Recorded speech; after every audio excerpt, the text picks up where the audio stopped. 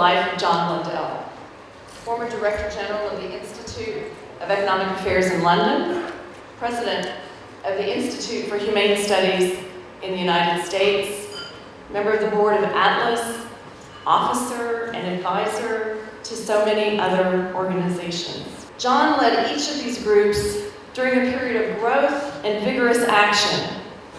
Each of these organizations and many of the actions that John launched have had a game-changing impact on the battle of ideas.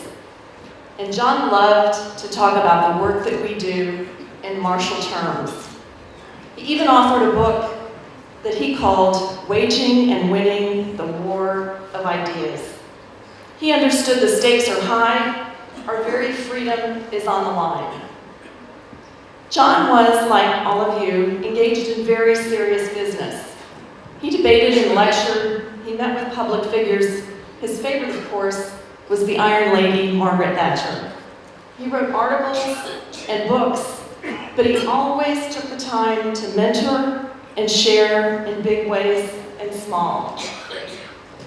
The various tribute pages that have been set up to honor John include recollections of his introductions, recommendations that assured prized academic posts, opportunities he provided young academics to speak or write to build their CV, conference invitations and fellowships. The list goes on and on. He was a mentor by nature. John and his wife Christine were known to take special interest in developing young leaders and then taking them on as good friends. You always knew you had a place to stay if ever you were in the Blundell neighborhood. For those of us who operate behind the scenes, John noticed you too.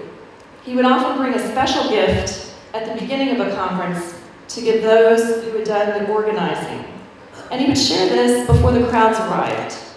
Just a little gesture to start you off with a bit of confidence, and often a bit of sugar.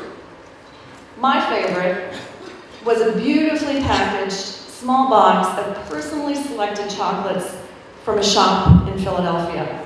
A shop that John was pleased to tell me was the oldest continuously operating confectionery in all of America. He was always finding something special.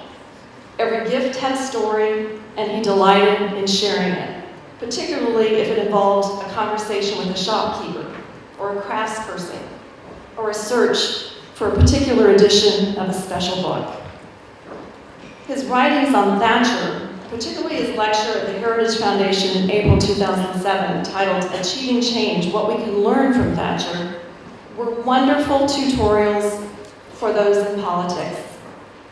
A letter he wrote to the daughter of a friend upon graduation was titled Wisdom Not Taught in College, and it provided just that. Like so much of John's work, the letter was practical and principled. John liked to remind us all we can achieve great things. After all, Thatcher defeated labor and launched a new and vibrant era for Great Britain. The Soviet Union collapsed and the Berlin Wall came down. Don't get discouraged. He also liked to share practical and principled advice on how we can win. By sticking to our principles, laying out our policies in language that even politicians can understand, mentoring sharp minds dedicated to liberty, and building lasting institutions that will carry on our work with the next generation, we can build a legacy of freedom. John Blundell certainly did.